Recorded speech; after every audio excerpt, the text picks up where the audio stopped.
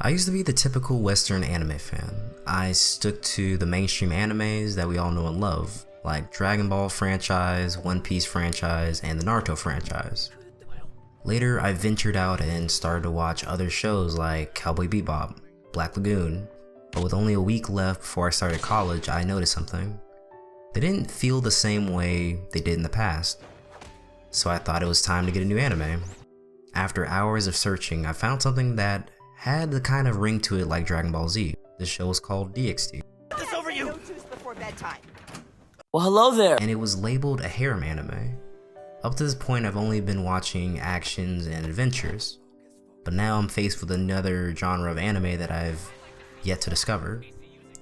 Not knowing what they were about, or knowing anything at all, to be honest, I looked them up. I started to watch it. And at first, it was strange. I obviously saw the appeal, but I could not understand why the main lead was doing the things he was doing, or just acting the way he was, or the characters just flying out of nowhere for him. It got to the point where I had to just say I'm gonna sit here and watch the entire series and find out what's going on. And along the way, it had plot, it had a story, it had motives and characters that fit the motives pretty well. It had backstories for all the characters that we saw were important, and some we thought that weren't important. It was to the point that the small world that the creator made was beginning to get bigger and bigger and bigger, to the point we couldn't even recognize the small world we were living in as a creator.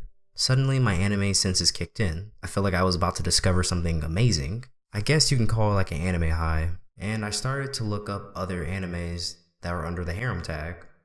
But after a while, I started to quickly see the quality of shows go down. This was a mistake!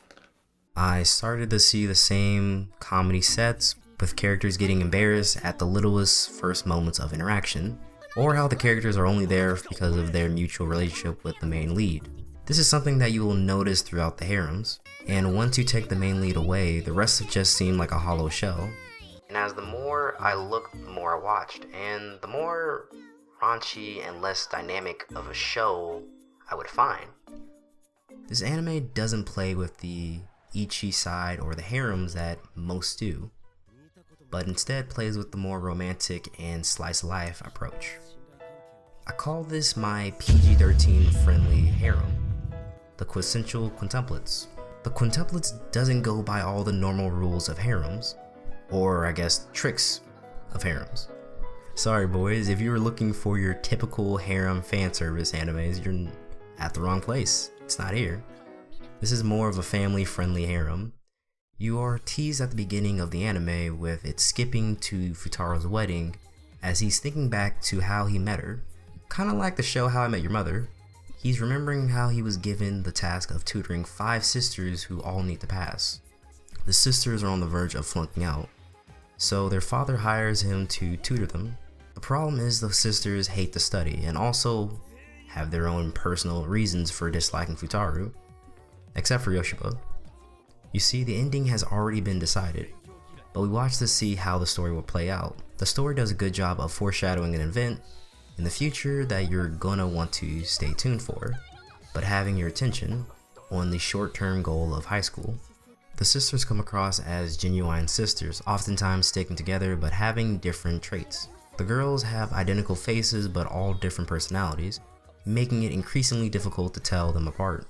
Even for Futaro, making it increasingly difficult to tell them apart if they were to have the same hairstyle.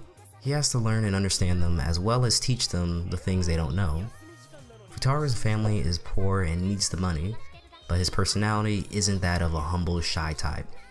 He's a hardworking but also arrogant and egotistical lowlife, who comes across as a insensitive and rude character, often going out of his way to fix the girl's family problems, with the reason why he's studying popping up often and being a sensitive topic, he keeps it a secret. Itsuki comes across as a glutton who loves to eat food, with the typical tsundere best girl type build. She's the proper type who comes across as a lone wolf, but actually wants the help. The reason for not getting help from him is because she's understanding his home life and structure, and doesn't want to add on to his problems. She's willing to put in the work but doesn't want to come across as a burden. After their mom isn't around anymore, she takes on the motherly role for the quintuplets, usually being a good sense of judgment for them. Miki would be the typical otaku, so she's poor at her communication skills. Often known as being the smartest one out of the failing sisters, she's quiet and bashful, not trying to draw attention to herself. With a thing for Japanese history, she wants to spend more time with Futaro, but often felt left in the background due to his goal to having them all study together, or her being too afraid to confess her feelings. Ichika is the quote-unquote older sister. She's laid back in her slothful habitat, sending flirtatious innuendos to Futaro, who secretly has her own dreams and aspirations for being an actress. She wants to keep this a secret from the rest of the sisters, and has issues when Futaro finds out about it. Afterwards develops feelings for him, but noticing that her sister Miku has feelings for him as well and has been holding on to them longer, she decides to sacrifice her own happiness and holds on to her feelings. Yotsuba is the lovable chatterbox airhead who would like to be better at her schoolwork, but A has nowhere in her head to put this knowledge. B is all over the place, where she's always going out of her way to aid someone else. But probably her biggest problem of all is C, not being able to tell someone no or saying she can't. This happens multiple times, with her having conflicts with her schedule. Lastly is Nito, the one most against Futaro's tutoring. She has a strong sense of family with her sisters, to the point she doesn't want anyone to come in between them. After the passing of their mother, Nino was hit the hardest, with her retaining the same style since she was a child. With the rest of the sisters evolving and having their own sense of personality and style, she's felt left behind. But after she comes around, she follows the rest of them. Also, she has a thing for jockey, semi-strong guys, making it too hard to determine how the story will end. With us knowing that one of them will end up marrying him, the ending theme changes as the sisters finally are not in danger of failing anymore, and their relationship with Futaro could come to an end.